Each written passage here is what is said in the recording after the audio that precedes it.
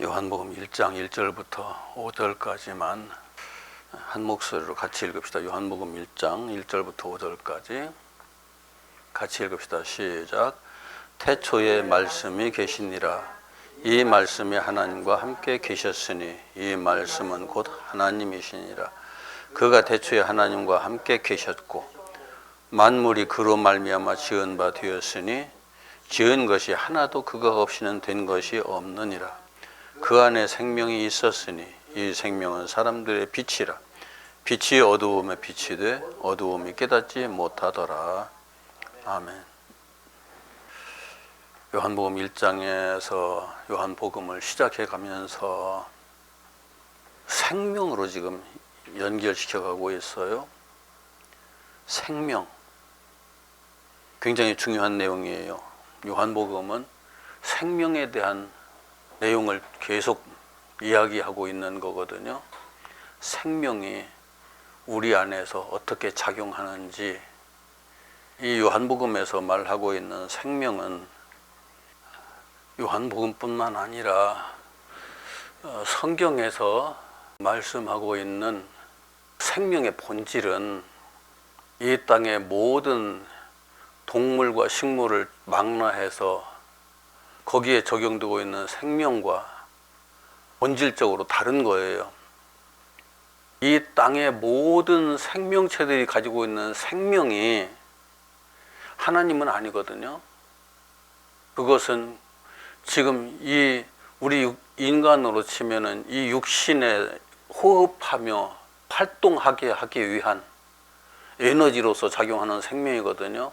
에너지라고만 단정 지을 수 없지만 이 생명의 신비는 그 어느 것으로도 현대 과학으로도 이걸 규명할 수가 없어요.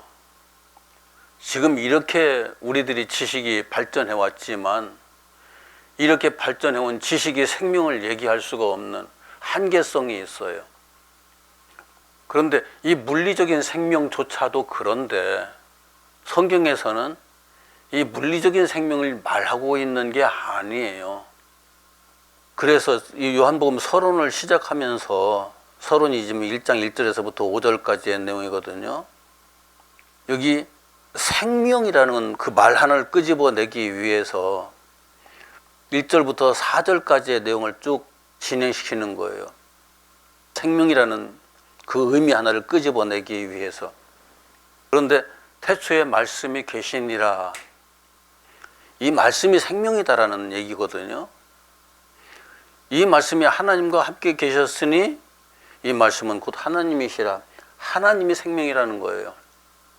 더 나아가서 지금 요한복음이 말하고자 하는 것이 바로 그 말씀, 그 하나님이 바로 예수님이다라고 연결시켜 가거든요. 그러니까 예수 그리스도가 생명이라는 거예요. 이 생명이 사람들의 빛이다. 자, 이걸 좀 다른 각도에서 우리가 들여다볼까요? 우리들이 가지고 있는 생명은 빛인가요? 어두움의 요소가 전혀 없나요? 우리들이 가지고 있는 이 생명은 결국은 사는 과정 속에서 많은 어두움들을 체험해요. 어두움의 역사를 체험하기도 하지만 이 땅의 삶을 다 마치고 나면은 이 생명은 소멸되어 없어져요. 어둠 속으로 그냥 들어가 버려요. 영원한 어둠 속으로. 그러니까 이건 빛이 아니에요. 빛인 것처럼 보이지만은 참 빛은 아닌 거예요. 이런 특징을 가지고 있어요. 그런데 진짜 생명이 우리에게 왔어요. 하나님께서 보냈어요. 하나님이 오셨어요. 그래서 하나님이 당신을 나타내셨어요. 이게 너희들의 진짜 생명이야? 하고. 그런데 사람들이 그걸 깨닫지를 못해요. 기껏해야 예수 믿으면 천국 간다. 그게 전부 다예요. 예수 믿으면 천국 간다는 말도 틀린 말은 아니죠. 예수 믿으면 천국 간다는 말도 틀린 말은 아닌데 그냥 예수 믿어서 천국 가는 것이 아니라 예수를 믿으면은 그 과정이 어떻게 진행되고 어떤 결과가 나타나는지를 정확하게 설명을 해줘야 돼요. 그래야만 그게 생명으로 연결되거든요. 예수를 믿는다는 그 말 한마디가 우리들이 정확하게 이해를 하지 못하면 또 수많은 오류에 말려들게 되거든요. 내가 예수를 믿으니까 앞으로 건강하게 잘 살 거야. 내가 예수를 믿으니까 내가 마음에 생각하는 모든 것들 다 성취해 가면서 살 수 있게 될 거야. 내가 부자가 될 거야. 내가 기도하는 대로 다 뭐든지 이루어질 거야. 예수를 믿는다는 걸 또 그렇게 연결시켜 가거든요. 그런데 그 예수에 대해서 설명하는 내용을 먼저 생각해 보세요. 말씀이 그 생명이다. 이건 도깨비 방망이가 아니고, 예수 믿는 믿음이라는 게 도깨비 방망이가 아니고 말씀이라는 거예요. 로고스라는 거예요. 원리, 원칙, 기준, 법, 진리, 생명 등등 이런 것까지 다 포괄하고 있는 로고스라는 의미인데, 그게 생명이라는 거예요. 쉽게 얘기하면 내 안에서, 지금 내 안에서 작용하고 있는 원리가, 기준이, 법칙이 깨져버리면은 이 생명은 이 순간 존재할 수가 없어요. 이 땅에 어떤 생명체도 다 마찬가지예요. 어떤 생명체도 다 마찬가지예요. 그런 걸 우리가 이해를 하면은 말씀이 생명이라고 하는 것이 어떤 의미를 가지는지 알 수 있잖아요. 어떤 원리가 내 안에서 작용하고 있는지. 그런데 이건 물리적 원리예요. 지금 우리가 가지고 있는 생명은 물리적 원리에 의해서 내 생명이 유지되고 있어요. 그런데 그 물리적 원리마저도 우리는 지금 지식이 고도로 발달한 사회 속에 살면서도 그 물리적 원리가 어떻게 작동하길래 이 생명이 유지되고 있는지 설명할 수가 없어요. 어떻게 이 시스템이 이렇게 정교하게 작동을 해가면서 우리 물리적 존재로서의 생명을 유지시키고 있는지 이것조차 제대로 설명을 못 하거든요. 그런데 성경에서 말하고 있는 것은 이 생명을 넘어서서 초월해서 영원한 생명, 하나님의 생명을, 하나님으로서의 생명, 그걸 말하고 있는 거죠. 그런데 말씀이 곧 하나님이시다 했으니까 우리는 하나님으로 사는 거예요. 그 하나님이 생명이라는 거죠. 우리가 하나님을 너무 쉽게 생각했어요, 그동안에. 제가 주일학교 교사할 때 애들에게 도화지 나눠주면서 하나님을 그려보라고 했더니만 거기다 산신령을 그려놨더라고요. 그냥 동화에서 들었던, 동화책에서 봤던 산신령 그려놓으면서 그게 하나님이다. 하나님은 우리가 그릴 수 있는 존재도 아니고 우리가 어떤 형태로든지 이미지를 만들 수 있는 분이 아니에요. 그렇기 때문에 하나님께서 어떤 형상이든지 만들지 말라고 말씀하신 거예요. 그 형상이라는 의미 속에 이미지도 다 포함되어 있다고요. 어떤 이미지도 만들지 마라. 어떤 이미지를 만드는 그 순간에 그건 하나님이 아닌 거예요. 우리가 가지고 있는 생각의 한계성, 이미지의 한계성이에요. 그래서 하나님을 아는 것이 쉽지가 않아요.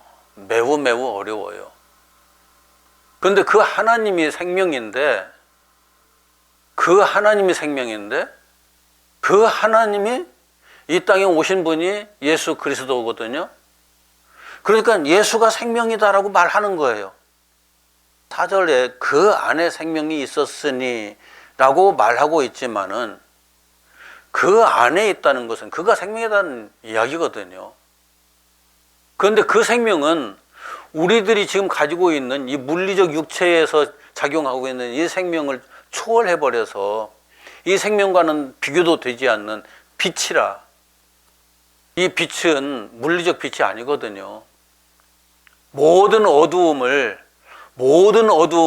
완벽하게 다 제거해 버릴 수 있는 빛이거든요. 마음의 근심, 걱정, 염려까지도 다 제거할 수 있는 빛. 어떤 고통도 다 제거할 수 있는 빛.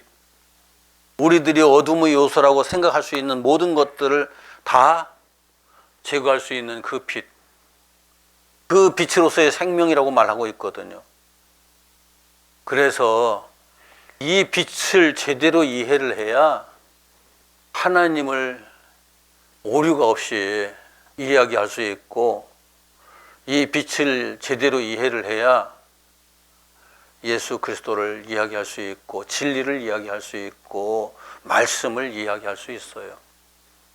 그런데 이 생명을 영접하는 자가, 이 생명을 자기의 생명으로 받아들이는 자가 그 영생을 얻는다고 성경은 우리들에게 수없이 말씀을 하거든요. 그런데 우리는 이 생명을 어떻게 받아들여야 할 줄을 몰라요. 솔직히 어떻게 받아들여야 할 줄을 몰라요. 그 생명이 이 땅에 현현하신 분이 예수님이신데 그 예수님을 어떻게 영접해야 될 줄을 몰라요. 자, 예수님을 영접한다는 건 나의 새로운 생명을 영접하는 거거든요. 나의 새로운 생명을 영접하려면 이전 생명을 그대로 가지고 새 생명을 영접하는 게 가능할까요? 나는 가끔가다 이 생명을 존재라고도 표현하거든요. 내 안에 새로운 내가 형성되려면은 이전에 나를 그대로 가지고서 고집하고 있으면은 새로운 내가 형성될 수 있을까요? 그 사람 바뀌지 않아요. 바뀌는 것 같지만 바뀌지 않아요. 이전 사람 그대로지. 거기에 뭐 조금 더해지든지 그뿐이지 본질이 바뀌지 않아요.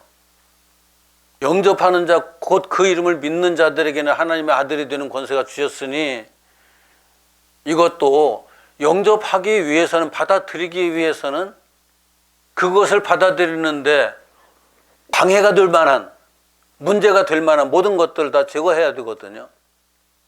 이것이 그 과정에서 자기 부정이 일어나는 거고, 자기를 부정하고 자기를 십자가에다 못 박아서 이제까지의 지난날에 나는 그렇게 예수님과 함께 죽어야 되는 거고, 옛 생명과 함께 죽어야 되는 거고, 그래서 거기에서 새로운 생명이 탄생하는 거고, 이런 과정들이 필요한 거죠. 그 생명이 바로 창세기 1장에서 우리들에게 말씀하고 있는 우리를 하나님의 형상으로 창조했다, 하나님과 같은 모양으로 창조했다, 그 생명인 거예요. 그 생명이 사탄의 유혹을 받아서 선악을 알게 하는 지식의 나무를 먹어버리고 그 생명이 죽었거든요. 그 생명이 죽고 육신의 생명만 남았어요. 지금 우리는. 그 이후로 인간에게 육신의 생명이 너무 태어나는 순간에 그 육신의 생명으로 태어나서 그 생명만 가지고 살다 보니까 거기에 완전히 우리가 매일 수밖에 없었고, 거기에 매여서 잠시도 벗어날 수 없는 그 특징들이 우리에게 있는 거예요. 그래서 우리가 이 생명을 놓지 않으면 우리는 새 생명을 받아들일 수 없는 거죠. 내 양손에 감당을 할 수 없을 만큼의 크기도 하고 무겁기도 하고, 그것을 들고서 갑자기 여행가가 생각나네.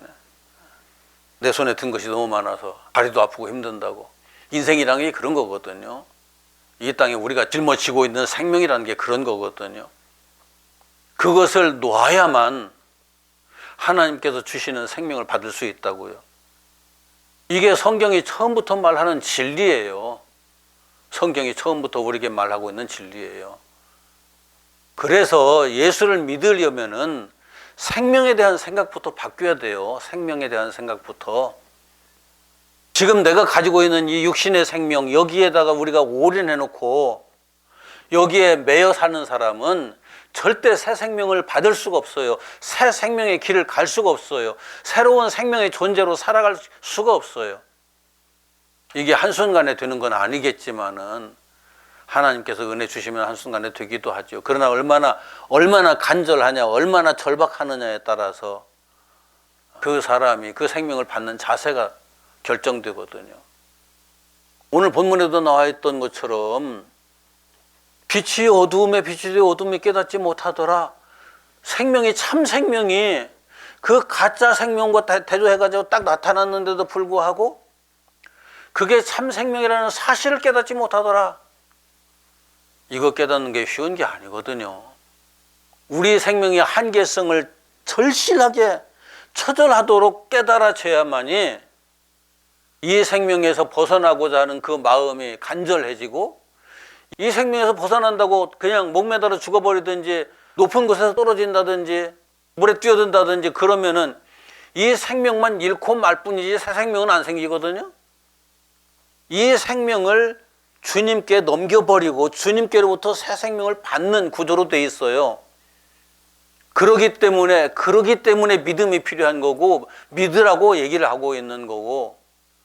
그런데 사람들은 이 생명에 너무 오랫동안 익숙해져 가지고 이게 진짜 생명이야 라고 말씀하고 이 생명 받아야 돼 하는데 그게 이해가 안 되는 거예요. 빛이 어두움에 비치되 어두움이 깨닫지 못하더라 하는 상황이 되는 거죠. 생명이, 가짜 생명, 이건 다른 말로 표현하면 사망인데, 생명이 사망에 비춰졌는데 그 사망이 그 생명을 이해를 못한다, 그런 얘기인 거예요. 오늘날 예수를 믿는 수많은 사람들이 있지만 이 땅에 가지고 태어난 이 육신의 생명에서 결코 벗어날 줄 모르는 사람들이 대다수예요. 여기에 얽매여서 사는 사람들이 대다수예요. 하나님께서 그 생명 내놔, 내가 새 생명 줄게 라고 말씀하시지만은 이 생명을 하나님 손에 넘겨드리질 못해요. 이 생명을 하나님 손에 넘겨드린다는 것은 내가 자살한다는 건 아니에요. 절대. 살든지 죽든지 뜻대로 하옵소서 하고 하나님께 다 맡겨드리고 오직 하나님의 인도하심을 따라서, 이끄심을 따라서 감사해가면서 사는 삶으로 바뀌어가는 거죠. 그러면 어느새 내 안에 새 생명의 역사가 일어난다고요. 새 생명이 작용하기 시작한다고요. 이건 차원이 엄청나게 다른 거예요.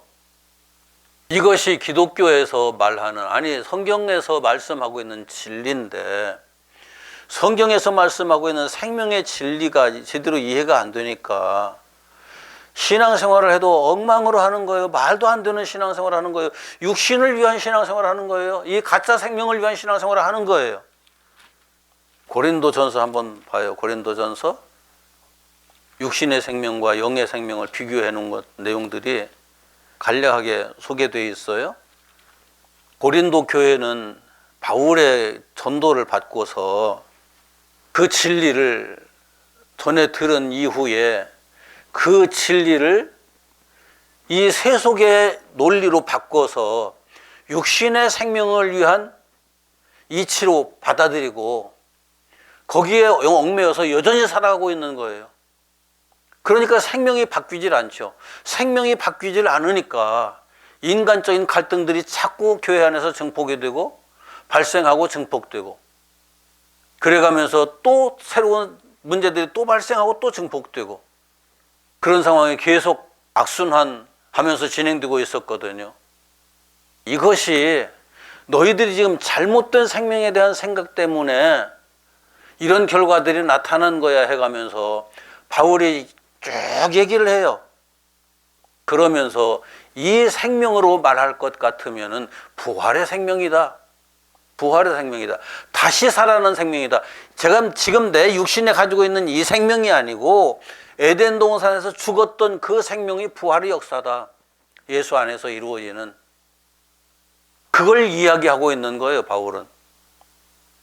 그래서 죽어야 사는 게 부활의 생명이다. 여기서 이제 그 생명이라는 개념이 부활의 생명으로 강조되거든요. 고린도전서의 결론이에요, 이게 지금. 부활의 생명으로 나가야 되는데, 부활의 생명으로 나가려고 하면은 이미 에덴 동산에서 우리의 영의 생명은 죽었는데 가짜 생명이 우리를 지배하고 우리가 또 지배를 받으면서 이제까지 왔는데 그 생명의 지배에서 벗어나야 된다. 그래서 재미있는 표현들을 써요. 죽어야 산다는 것을 어떻게 비유하느냐면은 씨앗에다 비유를 해요. 씨앗을 심지 않으면은 거기에서 열매가 맺히지 않잖아요. 그 씨앗 하나로 덩그러니 남아있을 뿐이지. 그런데 심는 씨앗은, 바울이 표현하는 것은 심는 씨앗은 어차피 썩어질 씨앗이다. 어차피 썩어질 이 육신의 생명을 말하는 거예요. 이 육신과 육신에 현재 작용하고 있는 이 생명. 이 생명은 어차피 썩는 거다. 어떤 사람은 뭐 60년 살고, 어떤 사람은 80년 살고, 어떤 사람은 100년 살고, 어떤 사람은 120년 살겠지만 어차피 썩는 거다. 그런데 이거 심어라. 예수께 심어라. 하나님께 심어라. 그러면은 그것이 씨앗으로 심겨지면서 그것은 사라지지만 그걸 통해서 새 생명을 얻게 된다. 이것이 부활이다. 바울이 설명하고 있는 거예요. 그래서 심는 씨앗은 현상계에 우리가 보고 있는 현실 속에서 보이는 모든 것들을 통해서 확인할 수 있는 것, 현상계에 속한 거지만 그것을 심고서 얻는 것은 현상계가 아닌 영적인 세계에 속한 거다. 눈으로 보이는, 단순하게 눈으로 보이는 그런 세계만을 의미하는 것은 아니다. 시간과 공간을 초월한 세계에 속한 생명으로 다시 태어난다. 그 얘기를 하고 있는 거죠. 하나님은 시간과 공간을 창조하신 분이잖아요. 우리는 시간과 공간 속에 묶여서 살고 있잖아요. 이 주어진 시간 다 끝나면 인생 다 끝나는 거잖아요. 부활하는 생명은 그런 생명이 아니라는 거예요. 성경은 처음부터 우리들에게 그걸 계속 얘기를 했어요. 그런데 이런 거 재미있는 거 있죠. 이 땅의 육신의 생명도 생명체마다 영광이 다 달라요. 요즘 사회에서는 그렇지 않지만 옛날 사회에서는 이게 왕의 가문에서 태어나자 왕이 되잖아요. 옛날엔 씨가 다르다고 생각했어요.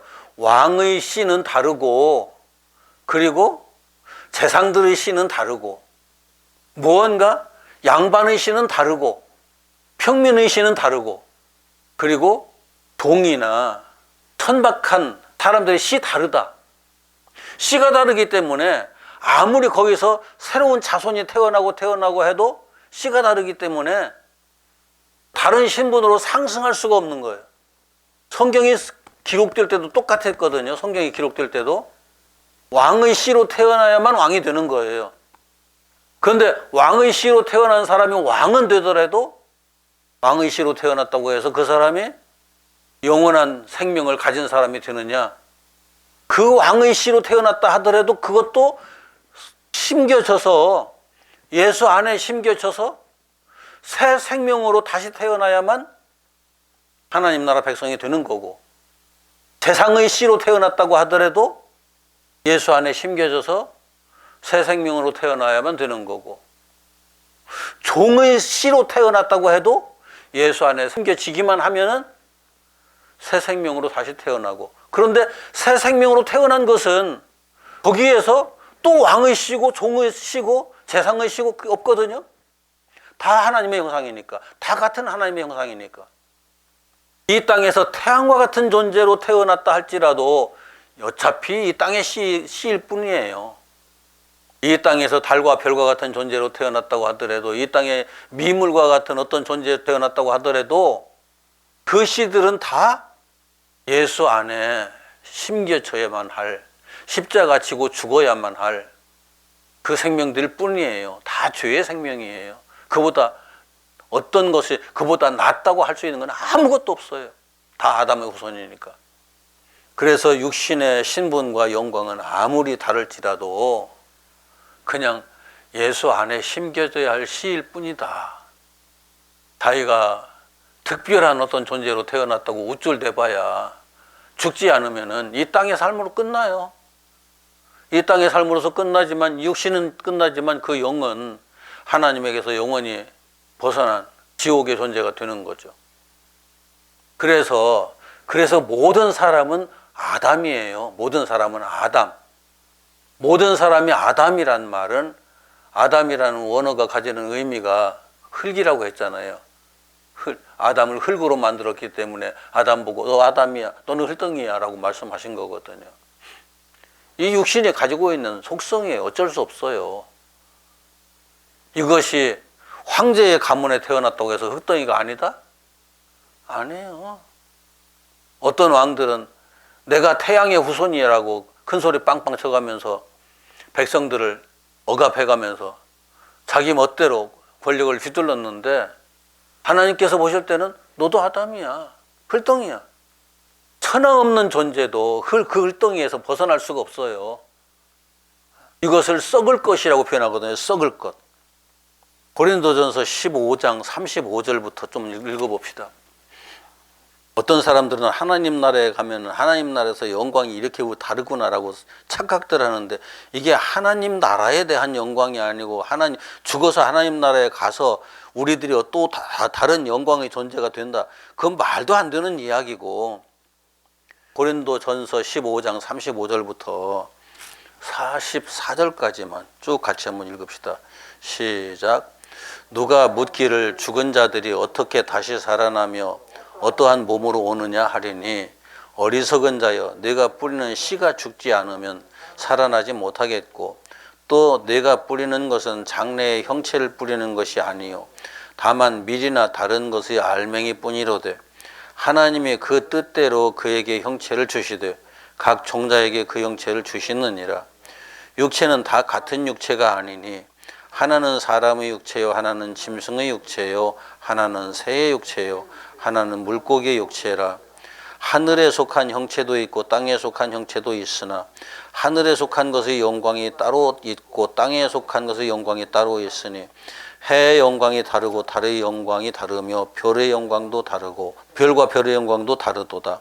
죽은 자의 부활도 그와 같으니, 썩을 것으로 심고 썩지 아니할 것으로 다시 살아나며, 욕된 것으로 심고 영광스러운 것으로 다시 살아나며, 약한 것으로 심고 강한 것으로 다시 살아나며, 육의 몸으로 심고 신령한 몸으로 다시 살아나나니, 육의 몸이 있은즉 또 영의 몸도 있느니라. 앞에서는 쭉 얘기하고 있는 것이, 이 땅에서 육체로 다양한 형태로 그 육체가 존재할지라도, 어떤 자는 해의 영광과 같이 달의 영광과 같이 별의 영광과 같은 자들도 나타난다 할지라도, 그것은 다 썩어 없어질 것이고 죽고 씨앗으로 뿌려질 것이고 썩지 아니할 것으로 다시 살아나는 것이 부활이다라고 얘기하고 있는 거예요. 이 영광은 이 땅의 영광과 비교가 안 되는 거죠. 아담이 맨 처음 창조되었을 때 어느 누구도 함부로 대할 수 없었던 그 어마어마한 하나님의 영광, 그 영광을 우리가 회복하는 건데, 그래서 육의 몸이 있은즉 영의 몸도 있느니라. 이 말은 지금 우리가 이 육의 몸을 가지고 있으니까 이대로 다시 부활할 것이다, 그런 얘기가 아니고, 우리가 존재와 비존재를 이해를 해야 돼요.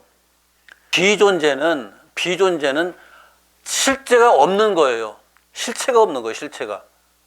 존재는 실체가 있는 거예요. 우리가 보인다고 해서 실체가 있다 안 보인다고 해서 없다, 이제 그런 얘기가 아니에요. 안 보이는데도 있는 게 너무 많잖아요. 안 보이는데도 있는 게. 자, 우리가 지금 여기 이렇게 쉽게, 여기 지금 등을 켜놨어요. 빛이 있어요. 빛이 있는데, 빛이 여기에서 오는 것이 내게 보이나요? 저기 발광체가 있을 뿐이에요. 발광체가 보일 뿐이에요. 그리고 발광체에서 빛이 나와서 내 몸에 부딪혀가지고, 여기 모든 사물에 부딪혀가지고 그걸 통해서 여기 빛이 비춰지고 있다고 하는 것을 알 뿐이에요. 빛 자체는 보이지 않아요. 그런데 빛은 있어요.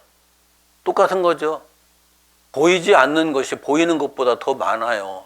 이게 그 현대의 차원 높은 지식의 세계 속으로 들어가서 물질계의 모든 지식들을 하나하나 확인하다 보면은, 우리는 보이는 것보다 보이지 않는 것이 세상을 지배하고 있다는 것을, 보이지 않는 것이 훨씬 더 많고 그것이 세상을 지배하고 있다는 사실을 인정하지 않을 수 없게 돼요.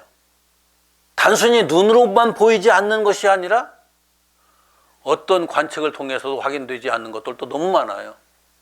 그래서 우리들이 보이는 것만 가지고 이야기하는 사람은 정말 무식한 사람인 거죠. 알고 보면 지금 세상에선 그래요. 보이는 것만 가지고 이야기하는 사람은 무식한 거예요. 자, 쉽게 얘기하죠. 내가 한 사람을 볼 때 그 사람에게서 보이는 것만 가지고 그 사람을 평가하는 사람이 현명한 사람일까요? 그 사람에게서 보이고 그 사람의 말을 통해서 그 입을 통해서 나오는 말만 내게 들리는 보이고 들리는 그것만 가지고 그 사람을 판단하면은 우리는 수없이 사기를 당해요. 보이고 들리는 것 그 이상을 보고 들을 수 있어야 우리가 우리 자신을 지켜갈 수 있다고요. 물리적인 세상에서도 그래요. 하나님을 이야기할 때 그래서 보이는 것에 치우쳐서 하나님을 이야기하려고 하지 말고 하나님 나라를 이야기할 때 보이는 어떤 것들을 통해서 예시는 할 수 있죠. 상징적으로 예시는 할 수 있지만 그건 어디까지나 상징이지 실제가 아니거든요. 그래서 이 땅에서 난 것은 진짜 생명 아니야. 하늘로부터 오는 생명이 진짜 생명이야. 하나님 우리에게 말씀하시는 거예요. 고린도전서 15장 47절 48절까지 같이 읽읍시다. 시작. 첫 사람은 땅에서 났으니 흙에 속한 자이거니와 둘째 사람은 하늘에서 나셨느니라. 무릇 흙에 속한 자들은 저 흙에 속한 자와 같고 무릇 하늘에 속한 자들은 저 하늘에 속한 자와 같으니. 49절까지 마저 읽어요. 우리가 흙에 속한 자의 형상을 입은 것 같이 또한 하늘에 속한 이의 형상을 입으리라. 이건 흙에 속한 자의 형상이에요. 하늘에 속한 자의 형상. 예수님께서 부활하셔서 문 안 열고 그냥 공간을 이동하시잖아요. 하늘나라로 승천하시잖아요. 우리가 하늘로 올라가는 게 가능해요? 이 흙에 속한 것은 그게 불가능해요. 몸이 다르다고요. 똑같은 몸이 아니에요. 몸이라는 건 존재라는 의미거든요. 존재가 달라요. 존재 형식이 달라요. 우리가 똑같이 이 몸을 가지고 살게 되면은 이 몸은 연력학 제2 법칙에 의해 가지고 반드시 소멸하게 되어 있거든요. 변화의 과정을 겪을 수밖에 없거든요. 이건 물리적인 차원에서는 진리예요. 70년을 산 사람, 60년을 산 사람, 60년을 살아왔기 때문에 많이 달라졌잖아요. 늙었잖아요. 그냥 쉽게 말하면. 연력학 제2 법칙이 지금 진행되고 있는 거예요. 피할 길이 없어요, 이건. 그런데 물리적 세계를 벗어난 존재가 되면은 이 물리적인 어떤 법칙이 그에겐 적용되지 않는다는 거죠. 하늘에 속한 이의 형상을 입으리라. 이것이 진짜 생명인 거예요. 이것이 참 어찌 보면은 공기를 손에 쥐는 것 같은 느낌일 수도 있을 수 있어요. 지금 우리의 입장에서는 우리는 보이는 것, 들리는 것, 확인되는 것만 말하고 있으니까, 이해할 수 있으니까, 받아들이는 게 가능하니까. 그런데 이렇게 하면 공기가 느껴지잖아요. 손을 흔들어 보면 공기가 느껴져도 공기를 줄 수는 없잖아요. 물속에서도 마찬가지예요. 물을 이렇게 물속에서 손을 흔들어다 물이 있구나. 물 이렇게 쥐고서 들어 올리면 물이 따로 올라오나요? 손에 묻어 있는 것만 올라오지. 우리가 스스로 확인할 수 있는 건 극히 일부분이에요. 이 물리적인 세계에서도 영적인 세계에 속한 것은 더더욱 우리가 확인할 수 있는 게, 어제 과학자들이 토론하는 얘기를 들었어요. 과학자들끼리도 신이 있느냐 없느냐, 어떤 사람은 신을 어떻게 인정하느냐. 그런데 그럼 이 우주가 어떻게 만들어졌느냐, 이제 과학자들끼리 하는 얘기예요. 빅뱅에 의해서 만들어졌잖아. 그 빅뱅은 어떻게 일어났지? 빅뱅은 무언가 그 원시적인 무언가가 있었기 때문에 그것에서 빅뱅이 시작된 거야. 그 원시적인 그것은 무엇이? 과학자가 그건 알 수 없어. 그 무엇이 있었다는 것은 우리가 물리적으로 정의할 수 없는 어떤 신적 존재가 있었기 때문이라고 말할 수밖에 없잖아. 그동안에 기독교에서 고대부터 중세시대까지 쫙 연결되어 온 우리 인간과 비슷한 신, 인격적인 신이라고 그래요. 신은 인격이 아니에요. 신격이에요. 신격적 존재로서의 신이 아니라 기독교도 그렇고 불교도 그렇고 이 땅에 있는 모든 종교들이 인격적인 신을 얘기하고 있어요. 인간과 거의 유사한 신. 그런 신 얘기를 하다 보니까 도덕적인 얘기, 윤리적인 얘기를 많이 하는데 존재론적인 얘기로 들어가면은 이게 설명하기가 점점 어려워지는 거예요. 그런 신 얘기는 이제는 멈춰야 돼요. 우리 인간과 같은 신, 도덕적, 윤리적인 차원에서 또 높은 차원의 어떤 인격을 가진 존재? 성경에서는 그런 하나님 얘기를 하지 않아요. 모든 원리와 원칙과 기준과 법과 진리와 생명의 더 근원적인, 가장 근원적인 존재, 시간과 공간마저 초월한 그런 존재로서의 신, 우리와 격이 다르고 차원이 다른 존재로서의 신, 그런 신을 얘기하는 건데, 그동안에 신앙의 세계에서 그런 신 이야기를 안 했어요. 그러다 보니까 인간 세계의 지식이 발전하고 인간 세계의 모든 사고가, 생각하는 것들이 발전해 가면서 점점 그 신이 부정당하는 거예요. 과학자들끼리도 어떤 과학자는 그러기 때문에 신을 인정할 수밖에 없어라고 말을 해요. 그런데 그 과학자가 말하는 말은 여지껏 종교계에서 말했던 인격적 존재로서의 신, 그 신은 아니야 라고까지 얘기를 하거든요. 그런데 분명히 신은 있어. 신이 없다면은 우리가 보는 이 모든 것들이 설명될 길이 없어. 더 근원적인 하나님을 알아야죠. 이해를 해야죠. 성경은 처음부터 그렇게 이야기하고 있었는데, 우리가 우리의 생각 속에다가 성경을 끌어와 가지고 그 생각 속에 집어넣고 그 성경의 내용들을 그렇게 해석을 해왔기 때문에 너무나 많은 문제들이 발생했던 거예요. 50절, 아까 읽었던 그 고린도전서 15장 50절 한 절만 읽고 정리하고 마칩시다. 50절 시작.